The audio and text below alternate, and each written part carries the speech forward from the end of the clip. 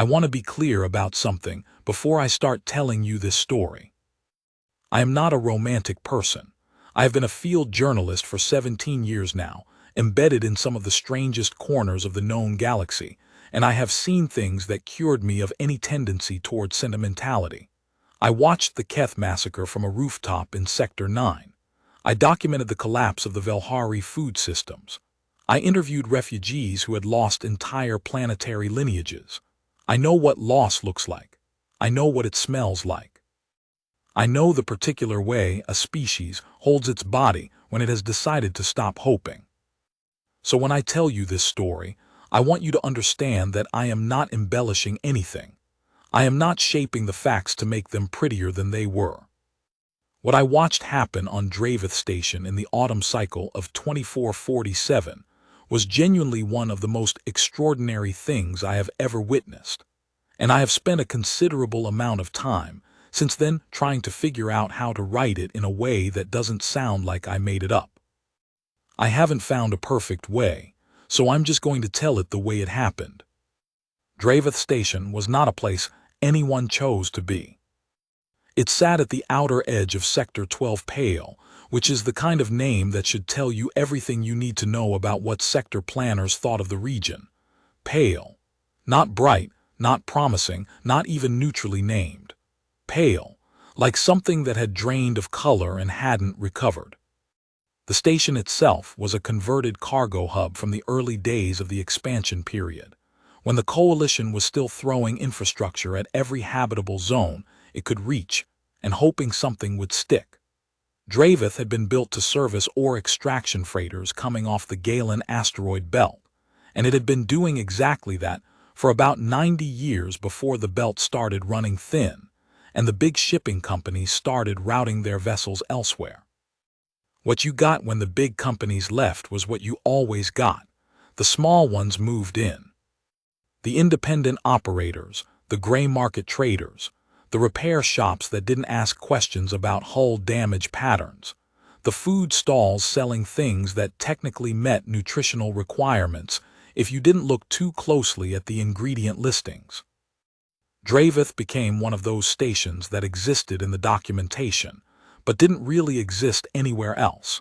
A place that ran on informal agreements and handshake deals, and the understanding that nobody here was going to call the Regulatory Bureau about anything. I had been stationed there for about 3 weeks when I noticed the alcove. It was tucked behind the main water reclamation unit on level 4, which was itself behind the secondary cargo bay that nobody used anymore because the docking mechanism had been broken for 6 years, and the parts to fix it were theoretically on order. The alcove smelled like coolant fluid and recycled air, and something else I couldn't identify at first, something slightly acrid, like a match that had been struck and then blown out. I noticed it because of the sound. Not a loud sound, almost the opposite, a sound that was trying very hard not to be a sound. A kind of compressed, held-back quality, like something breathing as quietly as possible, because it had learned that breathing too loudly had consequences. I almost walked past it. I'm still glad I didn't. What I found in that alcove was a dragon. She was, as I said, about the size of a small dog, maybe a medium-sized dog if you were being generous. She was curled in on herself in the way that very small creatures curl when they are trying to make themselves even smaller, occupying as little space as possible, pressing themselves into the corner as if they might eventually compress themselves out of existence entirely. Her scales were a dull, almost pewter gray. I knew enough about dragon biology to recognize that this wasn't a healthy color. Adult dragons in good condition run toward blues and greens and deep bronzes, colors that catch light and hold it. This little one's scales looked like they'd forgotten what light felt like. Her wings were the thing that struck me first, though. They were tucked against her body, but I could see immediately that they weren't sitting right. One folded the way it was supposed to fold, membrane pressed smooth against the line of her back, but the other one had a kink in it about halfway along the primary strut, a place where the wing had healed wrong from some old injury or developmental issue, and now it held at an angle that was probably uncomfortable and was definitely not aerodynamic. She was watching me. Her eyes were golden. That surprised me. Golden eyes are relatively rare in dragon populations, more common in the elder lineages. She was looking at me with the specific expression of a creature that has been found by something large and doesn't yet know whether large means dangerous. I sat down on the floor. I don't know exactly why I did that. It felt like the right move, making myself smaller, reducing the threat profile. I've done it with nervous animals before, and I suppose some part of my brain filed her in that category, which I feel a little embarrassed about in retrospect because she was clearly a fully cognizant person, just a very young and very frightened one. We looked at each other for a while. I said hello. She didn't say anything. Dragon hatchlings don't develop full language capability until they're a bit older, but they understand a great deal more than they can express, and I got the strong impression she understood the word and was weighing whether to respond to it. Eventually she made a small sound, not language. Just a sound, soft, cautious, the kind of sound that's testing to see if sound itself is safe right now. "I'm not going to hurt you," I told her. She watched me. "Are you hungry?" That got a reaction. Not much of one, just a slight shift in the way she was holding herself, a micro movement that might have been hope or might have been the body remembering what hunger felt like now that someone had mentioned it. I didn't have anything in my pockets that a dragon hatchling could eat. I thought about the food stalls 2 levels up. I thought about the fact that I had no idea what dragon hatchlings needed nutritionally, which was probably critical information given that the wrong thing could make her worse rather than better.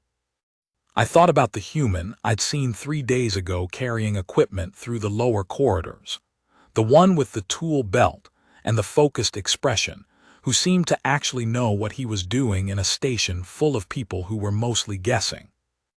I thought he probably knows things I don't. I said, "I'm going to go get someone, okay? I'm going to come back." She watched me stand up. She made that small sound again. I went and found Elan Drast.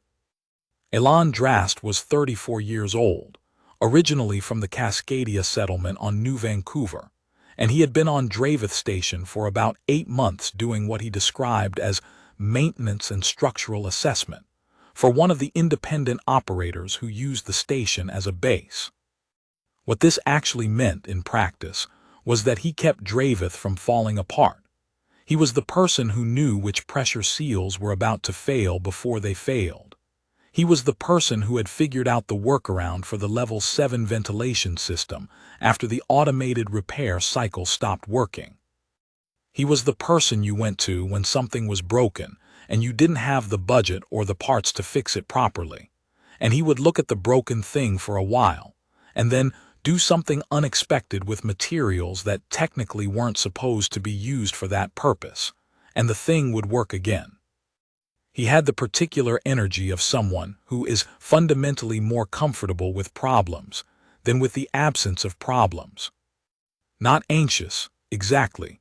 More like he was always slightly alert, always scanning, always running a quiet background assessment of what around him might need attention. I found him on Level 3, doing something to a junction box with a tool I didn't recognize. "There's a dragon hatchling in the drainage alcove on Level 4, I said. He looked up. He had brown eyes and a habit of going very still when he was processing information. He went still now. "How old?" he asked. "I don't know, small. Her scales look wrong. One wing is kinked." "Eating?" "I don't know, I don't think so. She's alone." He was already putting the tool away. He moved fast through the corridors, not running but walking with purpose, the kind of pace that covered ground without attracting attention. I had to move quickly to keep up. He didn't say anything on the way there, but I could see him thinking, his jaw working slightly, his eyes tracking ahead even though the corridors were familiar. When we reached the alcove, the little dragon had not moved. She was still in the corner, still watching the entrance, and when Elan came through ahead of me, she immediately pressed herself flatter against the wall. He stopped. He crouched down, lower than I had, practically sitting on his heels, making himself as small as he could get without actually lying on the floor. "Hey," he said. His voice had changed. I'd only spoken with him briefly before this moment, but I noticed the shift immediately. Something in the register dropped, went quieter, lost its professional edge. "Hey. I'm not going to touch you. I'm just going to sit here for a minute." The dragon watched him. He sat there for what felt like a long time, but was probably 3 minutes. Then he said, without looking at me, "She's malnourished. Her secondary thermal gland isn't producing heat. You can tell because she'd be warmer to the ambient if it was functioning. The wing got damaged somewhere in early development. Could be a birth defect, could be an injury." He paused. "She was left here." "You can tell that from 3 minutes." "I can tell that from looking at her. Dragon hatchlings don't end up in drainage alcoves because someone is taking care of them." He was quiet again. The little dragon had stopped pressing herself flat. She was still watching him, but the quality of the watching had changed slightly. Less flight-ready, more assessing. "What happens to her if we leave her here?" I asked, though I already knew. "She dies," he said simply. "Probably within a week, maybe 2. She's already past the point where she should have started the thermal bonding cycle. Without external heat supplementation, her core temperature is going to keep dropping." "Can she be moved to a shelter? There's a coalition welfare depot on." "The nearest coalition depot with dragon-capable facilities is 4 jump points away. You'd need to arrange specialized transport, which on this station means going through people who are going to ask questions and charge fees and add delays. Best case scenario, that's 8 days. He paused. "She doesn't have 8 days. The little dragon made a sound. It was the same small, cautious sound she'd made at me, but aimed at Elan this time. He looked at her. Something happened in his face. I've tried to describe it precisely in my notes, and I've never quite managed it. It wasn't a dramatic expression. It wasn't the face of someone having an epiphany. It was quieter than that, more like something settling, a decision being made somewhere below the level of drama. "Okay," he said, not to me, to her. "Okay. We'll figure something out." Part 2. What figure something out actually meant. I followed him back to his workspace because he said he needed help carrying things, and because I was a journalist, and this was clearly a story even if I didn't know exactly what shape it was going to take yet. His workspace was on level 2, tucked into a section of the station that had originally been designated as an administrative area, and now served as a kind of organized chaos of parts, tools, and projects in various stages of completion. There was a workbench along one wall that was covered with components I couldn't identify, a rack of tools arranged with a precision that stood out against the general disorder of the rest of the space, and in the corner, a cot that suggested he lived here as much as he worked here. He started pulling things from shelves. "What are you making?" I asked. "Thermal enclosure," he said. "She needs a controlled heat environment or she's not going to make it through the next 48 hours. Dragons at this development stage need ambient temperatures around 38 to 42 degrees Celsius with humidity somewhere in the 60 to 70% range. I can build something that'll approximate that." "With what?" He held up something that looked like a repurposed atmospheric regulator from a small vessel. "This and this." He held up a section of flexible ducting, and some of the thermal mesh I've got left over from the ventilation repair on 7, and he paused, looking at something on a shelf. "Yeah, I can make this work." "Have you done this before?" I asked. "Built something for a dragon?" He glanced at me. "I've built thermal enclosures for injured wildlife before. On New Vancouver we had a rehabilitation program for native fauna. I worked with it for a few years before I left." He turned back to the shelf. "The principles are similar." You're creating a microenvironment that supplements what the animal's own biology can't currently provide. The specifics are different because dragon physiology is different, but, he shrugged. The math is the math. You know dragon physiology. I know enough. He paused. I've been reading about it since I got posted here. There's a significant dragon population in this sector. Seemed like useful information. He said it in the same tone you'd use to explain why you'd learned the local transit system. Practical, unadorned, seemed like useful information, as if making yourself conversant in the biology of the sapient species you'd be sharing a station with was just a reasonable thing a person did. I watched him work for a while. He was fast with his hands, and the fastness had the quality of someone who had been doing physical problem-solving for long enough that the hands mostly knew what to do without explicit instruction from the brain. He didn't fumble. He didn't hesitate. He moved through the workspace with a spatial economy that suggested he knew exactly where everything was. "What do we feed her?" I asked. "That's the harder problem," he said, not stopping what he was doing. "Hatchlings at this stage need live prey or fresh protein, ideally small thermal organisms, cave warmers or rock sparkers, things that live in high-temperature environments because the hatchling's digestive system is calibrated for heat-adapted protein. We're not going to find cave warmers on Dravith," he considered. "The organic supplier on level 6 sometimes carries gel-form protein supplements for reptilian species. I'll need to check what they've got and modify the formulation if I can. Dragon digestive chemistry is more alkaline than most reptilians, so standard reptile supplements won't be quite right. Can you modify formulations?" He looked at me with an expression that wasn't quite yes, obviously, but was close to it. "I did a biochem correspondence course," he said, "and I've got a portable analyzer."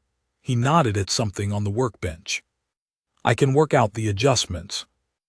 I realized, sitting there watching him, that I was in the presence of someone who had spent a significant portion of their adult life becoming systematically competent at a very wide range of things for no apparent reason, except that competence seemed to this person like the correct state to be in. It was, I thought, a very particular kind of human thing. Not all humans, obviously. I've met plenty of humans who were the opposite of this, who had decided that knowing one thing deeply was enough, or who had simply stopped acquiring skills at some point and coasted on what they'd accumulated. But there is a type, and Elan Drast was that type.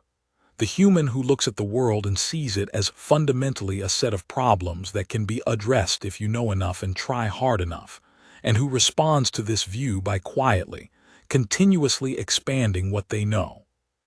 He had been on a station at the edge of a pale sector, doing maintenance work for an independent operator, and he had spent some of his downtime learning dragon biology because it seemed useful.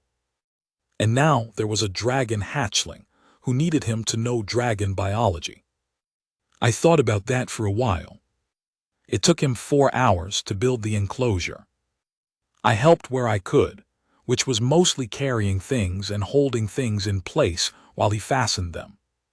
The structure that emerged was about the size of a large storage container, assembled from a combination of the thermal mesh, a section of composite paneling he'd requisitioned from somewhere, the atmospheric regulator, flexible ducting, and what appeared to be 2 components from a decommissioned medical unit that he'd been keeping because you never know.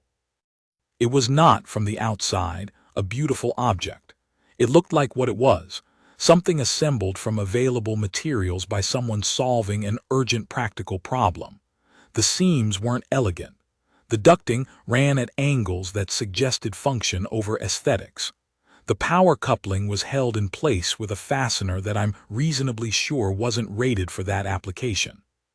But when he ran it through its first cycle, and the internal temperature monitor read 39.3 degrees Celsius with humidity at 68%, he allowed himself a small sound of satisfaction that was about as close as I'd seen him get to celebration.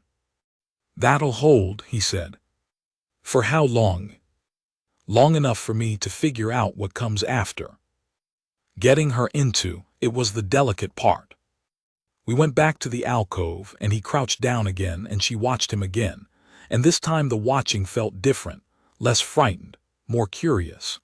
She had apparently spent the last 4 hours doing her own assessment of what she thought about this large creature who had shown up, crouched down, stayed very still, and then left without doing anything alarming. He didn't try to pick her up. He extended one hand, palm up, fingers open, and held it about 30 centimeters from her and waited. She looked at the hand for a long time. She looked at him. She looked at the hand again. Then she did something that made my throat tighten in a way I wasn't expecting. She lifted one small forelimb and placed it, very carefully, into his open palm. Not a full movement, a testing movement, 1 foot in the water. He didn't close his hand around hers. He didn't move at all. He just let her foot rest there and breathed slowly and waited. She placed her second forelimb. Then she walked, with deliberate, careful steps, into his cupped hands.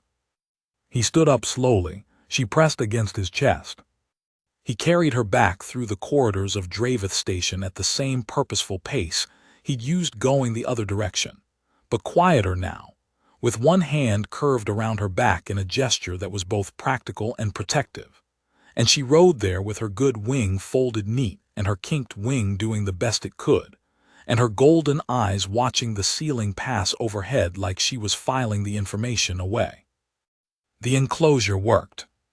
Within 12 hours, her core temperature had stabilized to a range that Elan deemed acceptable, citing measurements I didn't fully understand but trusted.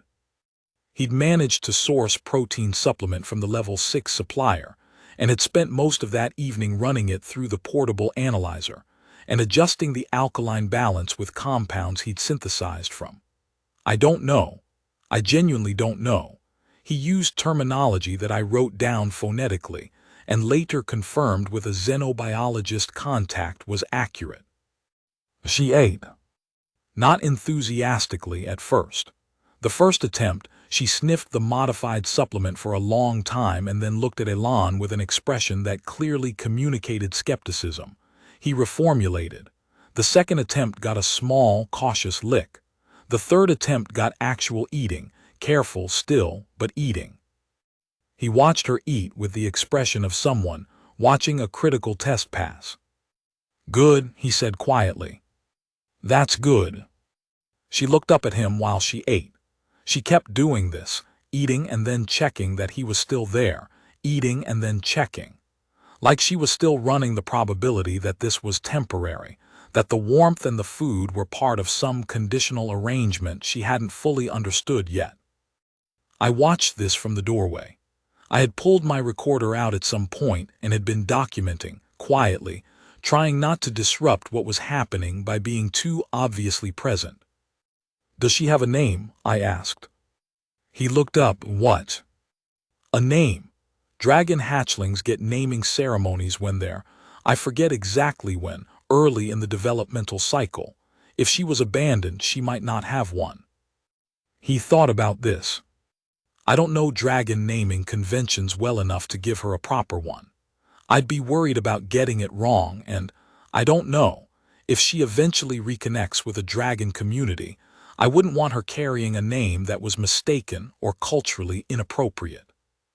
So what do you call her? He looked at her. She looked back at him. She made a small sound, a slightly different one this time, something with a bit more texture to it, like she was trying out the mechanism of her voice. Right now I've been calling her Little One, he said, which isn't a name, it's just, he paused, it's what comes out. She made the sound again. She seems fine with it, I offered. She seems fine with it, he agreed. Part 3. The station notices. Word got around, because word always gets around on small stations. Draveth had maybe 800 permanent or semi-permanent residents at any given time, and the informal communication network among those 800 people was more efficient than anything the official coalition broadcasting system had ever managed. By the second day, people knew there was a dragon hatchling on level 2. By the third day, people had opinions about this. The opinions were not uniformly positive. There was a contingent, not large but vocal, who felt that a dragon on the station represented a complication they hadn't signed up for. Dragons, in their fully developed form, are significant creatures. They are large. They breathe fire or its species-specific equivalent. They have cultural practices and territorial considerations, and legal standing under coalition law that is both extensive and complex. Bringing a dragon hatchling into the community meant, by the logic of this contingent, potentially committing the station to a long-term relationship with dragon culture that nobody had voted on. This contingent did not come to Elan directly. They grumbled to each other in corridors and over meals, and occasionally one of them would corner me, as the journalist, and express their concerns in the expectation that I would do something useful with them. I documented them. That was my job. There was another contingent, larger, quieter, who felt some version of sympathy for the hatchling but were uncertain what the appropriate response was. They'd come by the doorway of Elan's workspace sometimes and look in, and look at the little gray dragon in her thermal enclosure, and look at Elan doing whatever he was doing, and then they'd leave without saying anything. I recognized the behavior. It's what people do when they want to help but don't know how and don't want to offer the wrong thing. And then there was Kessa Vorn. Kessa was one of maybe a dozen dragon residents on Dravith Station. She was an adult, middle-aged by dragon standards, which meant she had been alive for something over 200 years, which is a hard number to hold in your head, but you do try. She ran a navigation consultancy out of a space on level 5, and was generally regarded as one of the more respectable permanent residents. Reliable, settled, not involved in any of the gray market operations that kept the station's informal economy running. She had known about the hatchling, I learned later before I found her. She had smelled her.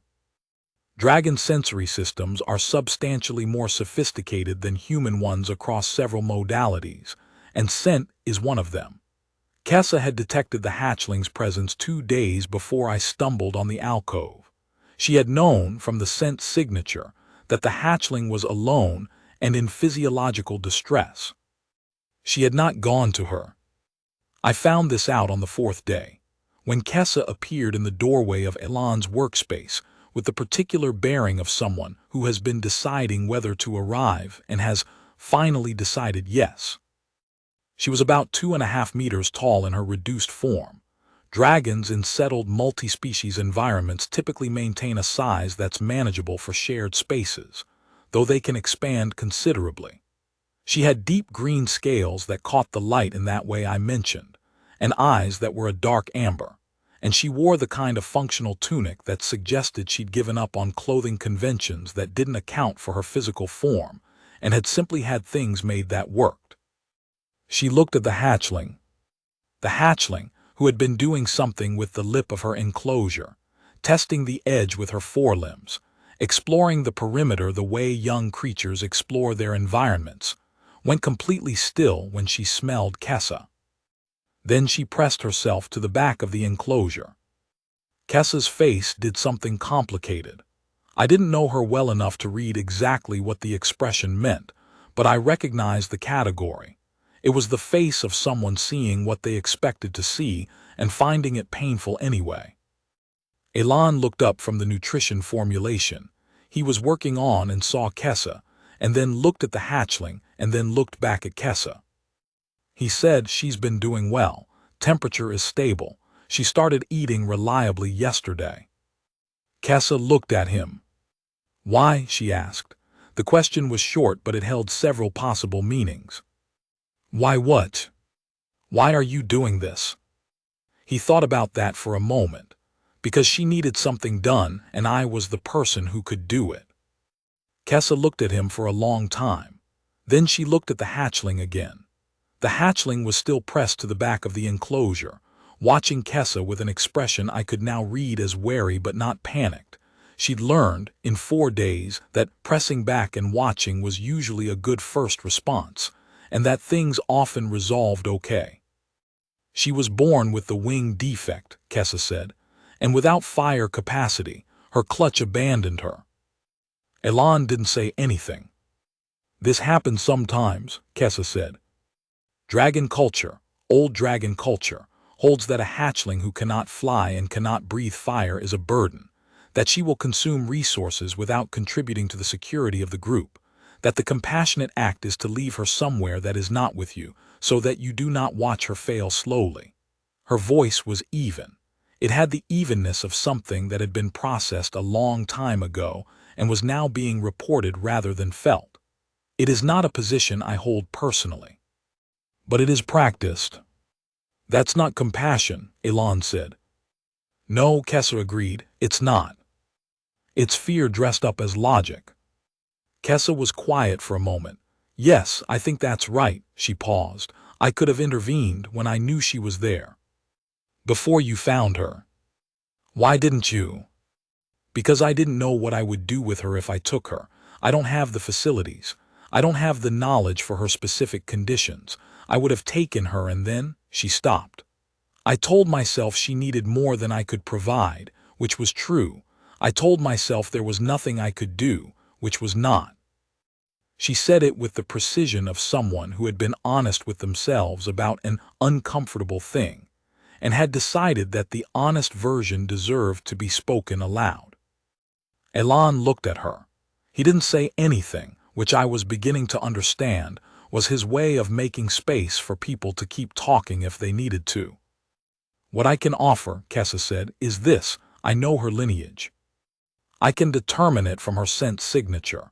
If she is going to have any connection to dragon culture, to naming conventions, to heritage, to any kind of community, she will need someone who understands those systems. I can be that person. She paused. If that's useful to you. It's useful to her, Elan said. Kessa looked at him again with that expression that I was starting to recognize as something like reassessment. Like she had arrived with a model of who this person was and was revising it. Yes, she said, to her. The hatchling had stopped pressing herself to the back of the enclosure. She was watching Kessa with the same assessing quality she'd developed over 4 days of watching the world from a place that was warm and fed. Not yet trusting, but watching. Running the numbers. Part 4. Building something that would last. The thing Elan had built was functional but temporary. He knew this. The thermal enclosure was designed to solve the immediate problem, stabilize her temperature, give her somewhere safe, buy time. It was built from what was available at the moment of crisis, which meant it was built from compromise. The atmospheric regulator had originally been designed for a different application and was being pushed slightly past its intended operating parameters. The composite paneling had seams that would need regular checking. The power coupling, the one held in place by the wrong fastener, was something he monitored twice a day with an expression of mild professional concern. By the end of the first week, he was already thinking about the next version. I know this because he talked to himself while he worked. Not constantly, and not loudly, but in a low, continuous murmur that wasn't quite meant for an audience but wasn't quite private either. He'd be measuring something or fitting a component and he'd say things like, "The airflow distribution is uneven. That's going to matter more when she's bigger." Or, "The humidity control needs a dedicated circuit. Can't keep running it off the main." Or, "She's going to need more space within 2 months. The current footprint isn't going to be adequate."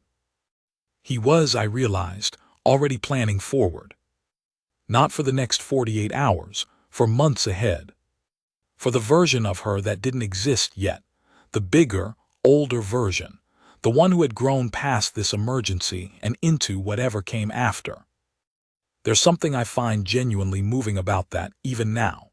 He had found a dying hatchling in a drainage alcove, and he had immediately started thinking about who she was going to become. Not what to do with the crisis in front of him, though he did that too, But simultaneously, alongside the crisis management, he was building forward in his mind. He was making plans for a future that he had decided, apparently, was going to exist. He called it Phase 2 in his notes. I saw the notes because he left them on the workbench, and I was a journalist, and I looked at things. He knew I did this and he didn't stop me, which I interpreted as tacit consent. Phase 2, according to the notes, involved several things. The first was structural, a permanent thermal habitat, properly designed rather than improvised, with correct atmospheric controls, appropriate space for her current and projected size, a surface material configuration that accounted for dragon scale sensitivity, and access points sized for her developmental stages.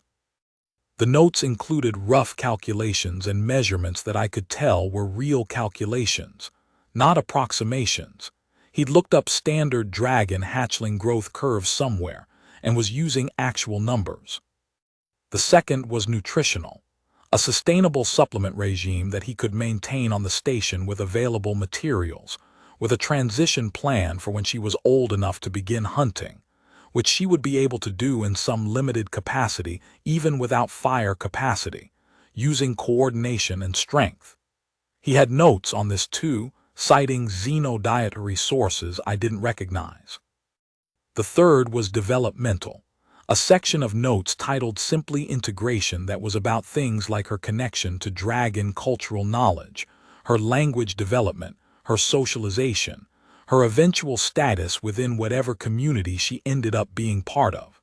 This section had more question marks in it. He knew more about engineering than about dragon culture, and the question marks in this section were honest acknowledgments of what he didn't know yet. He had underlined one sentence in this section. She deserves to know what she is. Kessa became a regular presence. She was careful about it, initially. She came by once a day, never unannounced, always positioning herself at a distance that gave the hatchling the option to not engage. She was, I thought, doing something quite sophisticated. She was allowing the hatchling to build familiarity with her at the hatchling's own pace, without forcing closeness, without using the social authority her adult status and species gave her. The hatchling, for her part, was doing what young creatures do. She was taking her time, gathering data, running assessments, and gradually, incrementally, revising her threat model downward. By the end of the second week, she had stopped pressing to the back of the enclosure when Kessa arrived. By the end of the third week, she had taken one careful step toward Kessa and sniffed in her direction. By the fourth week, she had allowed Kessa to sit close to the enclosure and had, after approximately 40 minutes of deliberation, rested her chin on the edge of the enclosure nearest to Kessa and looked at her with golden eyes. Kessa had gone very still in the way that large creatures go very still, when a small creature has just done something they didn't want to interrupt. "She's doing better," Kessa said to Elan, not taking her eyes off the hatchling. "Yeah," he said. He was measuring something on the workbench. "She put on mass this week. The supplement is working better since I adjusted the enzyme ratio." "Her thermal gland," Kessa said. "I can smell it. It's beginning to activate." Elan looked up. "Really?" "Very faintly, but there's a warmth in her scent signature that wasn't there at the beginning. It may develop more fully than her clutch anticipated." Kessa paused. "Dragon fire capacity is not binary. It's a spectrum. Her gland may never produce the full thermal output of a typically developed dragon, but it may produce enough." "Enough for what?" "For her not to be cold," Kessa said. "Enough to matter." The Phase 2 habitat took him 3 weeks to build. He built it in sections, working on it in the margins of his regular maintenance duties, early mornings and late evenings when the corridors were quieter and the workshop was his.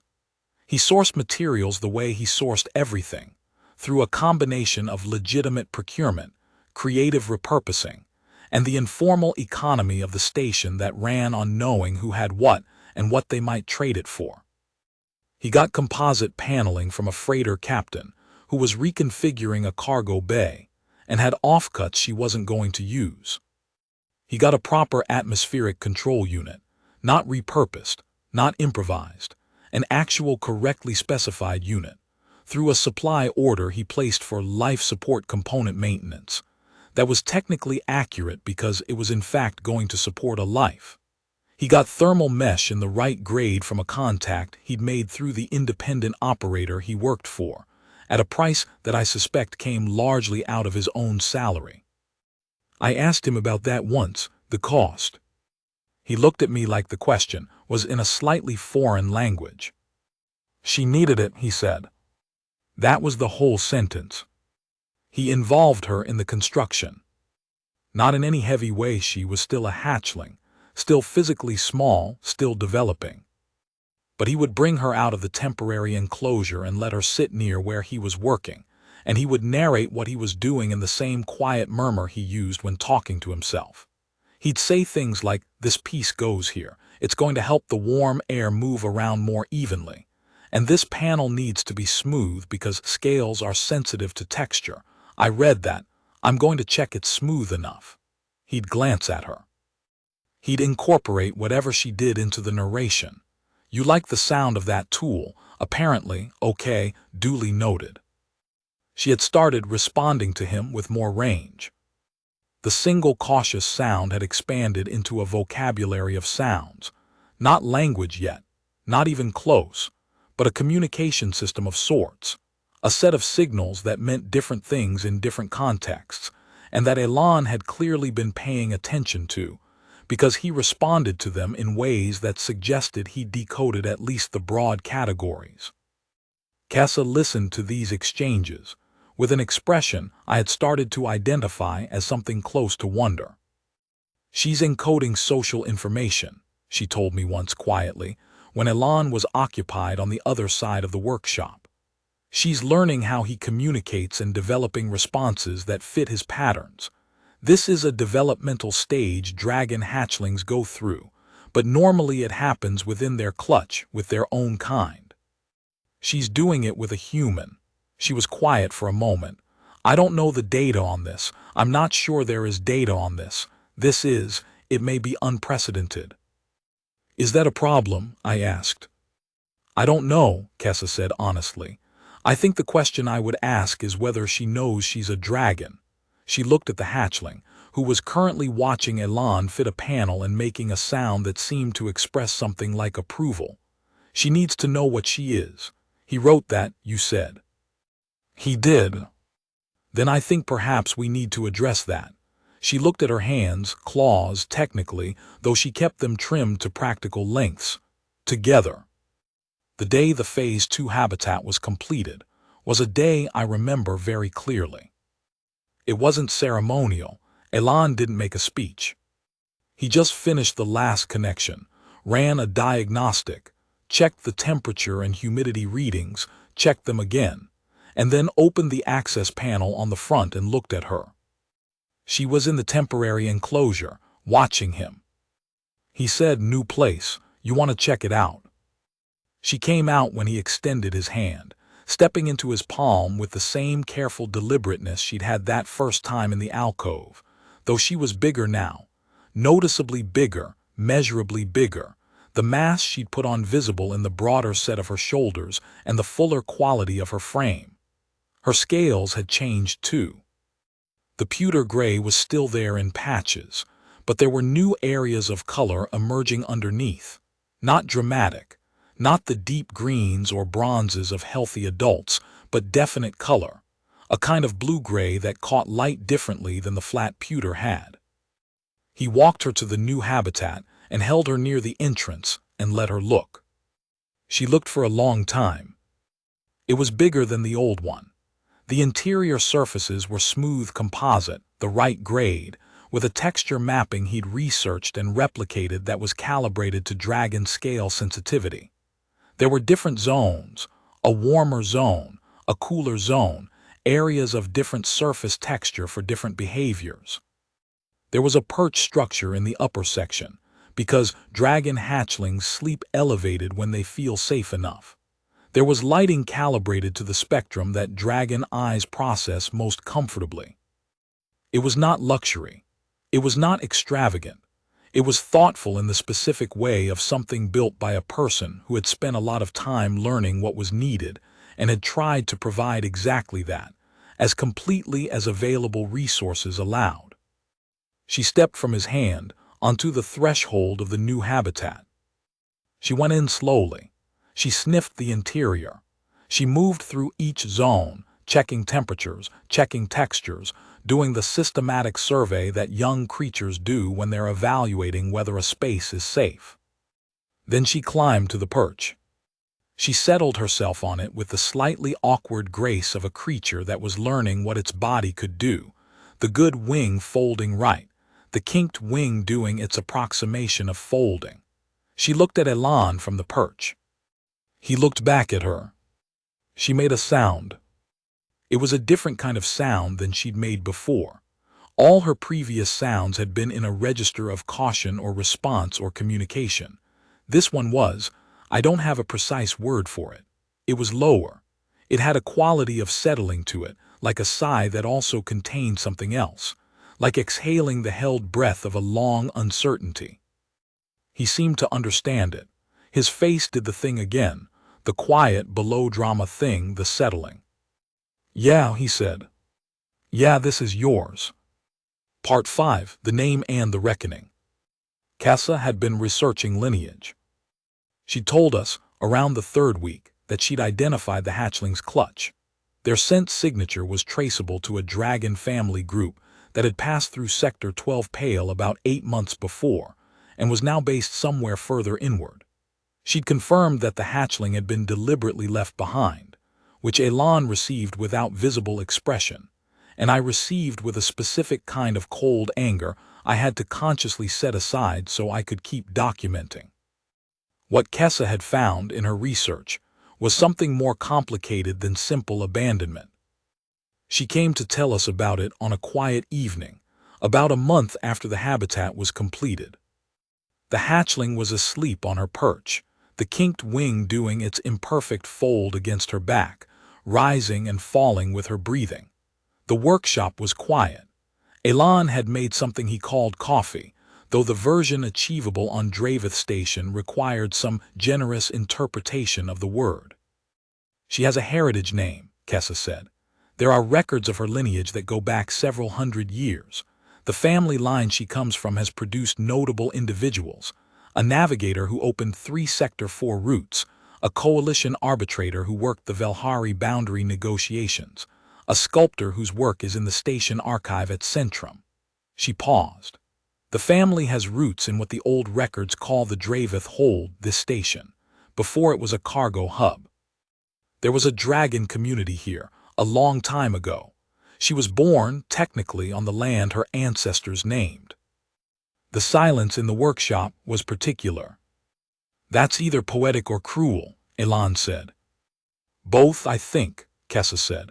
Her family abandoned her on the land that carries their name. He looked at his hands for a moment. And her name, I asked. In the old lineage tradition, Kessa said, a hatchling is given a heritage name that connects her to her line and a current name that is her own. The heritage name I can provide, it comes from the records. It's Vrithais, an old word meaning what endures. She paused. The current name, the one that's hers, that's not for me to give. It comes from the relationships she builds, the communities that claim her. The people who, she stopped. In traditional practice, it comes from the clutch, the family group. But there are older traditions before the current customs solidified where the name giver could be any being who had entered a bond of protection and care with the hatchling. She looked at Elan. He looked at the sleeping hatchling. I don't know if what I've been doing counts as that, he said. His voice was careful. I don't want to claim something that isn't mine to claim. The tradition doesn't require that you claim anything, Kessa said. It only requires that it be true. Have you entered a bond of protection and care? He was quiet for a moment. I built her a home, he said, because she didn't have one and she needed one. Yes. That's not heroic. That's just the thing that needed doing. The tradition has never specified that the bond must be heroic, Kessa said, only that it must be real. He was quiet again. Outside the workshop, somewhere in the station's infrastructure, something cycled through its regular maintenance routine, and the walls hummed briefly and then stilled. "Vale," he said. It wasn't loud. It was the same quiet murmur he used when thinking out loud. Kessa tilted her head. "Where does that come from?"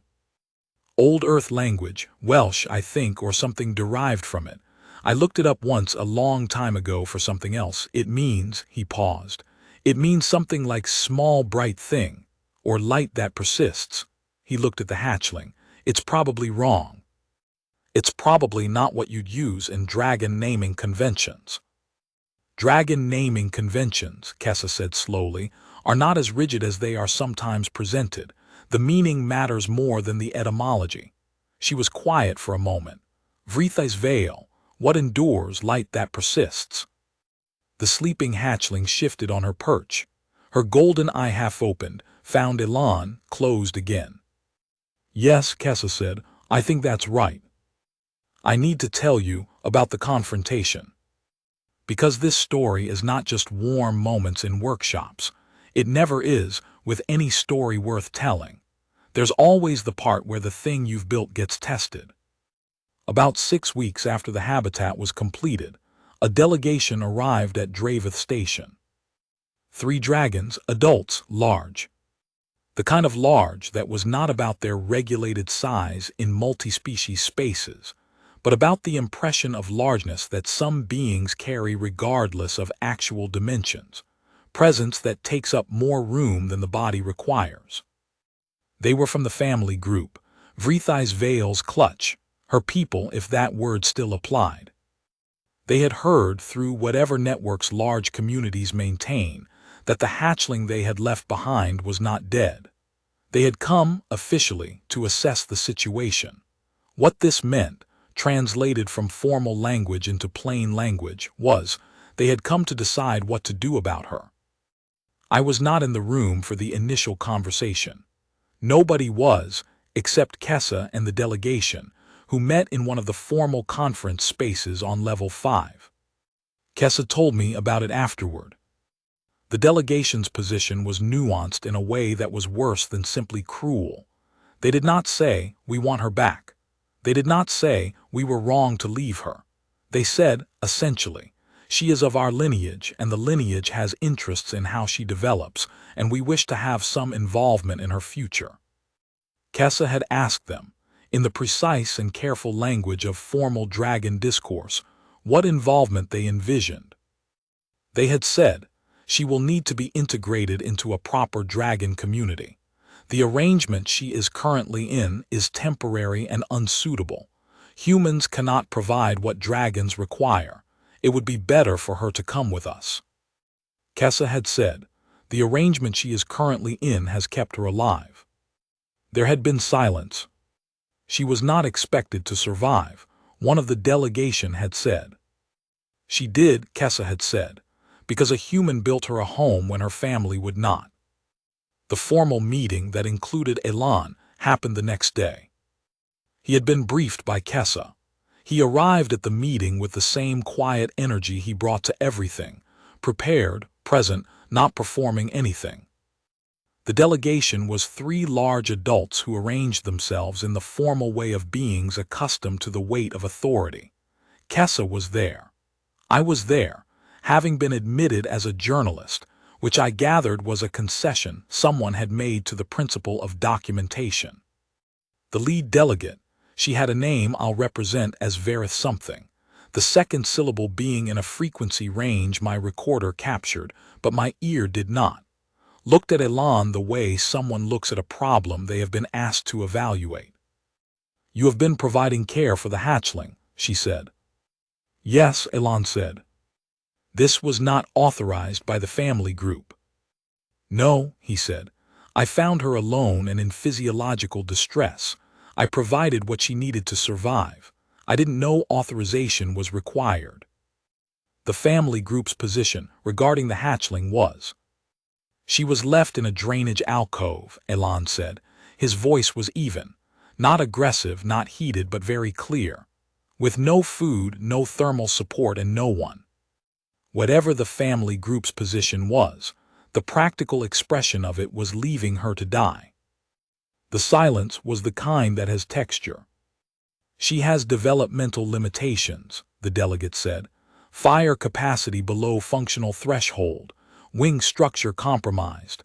These are not conditions that improve the burden of care for such a hatchling.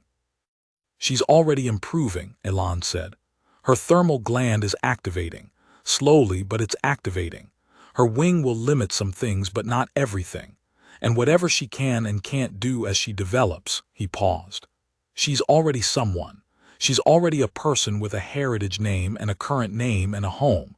She's already in the process of becoming who she's going to be. What exactly do you think you're offering that improves on that? Varys something looked at him for a long time. We are her family, she said. You left her, he said. Family is the people who stay. It was the kind of thing that sounds like a line when you write it down, but in the moment had no quality of performance to it. It was just true, said plainly by someone who meant it. Kessa spoke then. She used the formal register, the full weight of adult dragon authority, and she made it clear, carefully, precisely within the conventions of dragon protocol, that Vrithi's veil had received proper naming, that she was documented in the lineage records, that her heritage was acknowledged, and that the bond of protection and care that governed her current situation was legitimate by the standards of traditions that predated the customs the delegation was invoking.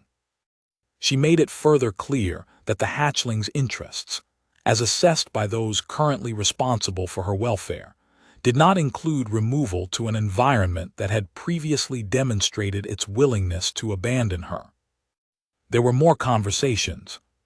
Several more over several days, some of which I was present for and some of which happened without me. The delegation was not stupid. They were not, I think, entirely without conscience. Somewhere underneath the formal positions and the lineage politics, there were individuals who were dealing with the fact that they had done a wrong thing, and had come to a station where that wrong thing was visibly present in the form of a small gray dragon with golden eyes and an emerging blue-gray color, and a name that meant what endures, light that persists. In the end, they left. They left with an agreement. Kessa negotiated it, that Vrithi's veil's heritage was formally documented, that she maintained connection to her lineage records, that as she grew and made her own choices about her cultural affiliations, there would be pathways available to her, that the people who had abandoned her could not erase her from the family history, and that the history could not erase what had been done. It was imperfect, real resolutions always are. But she stayed.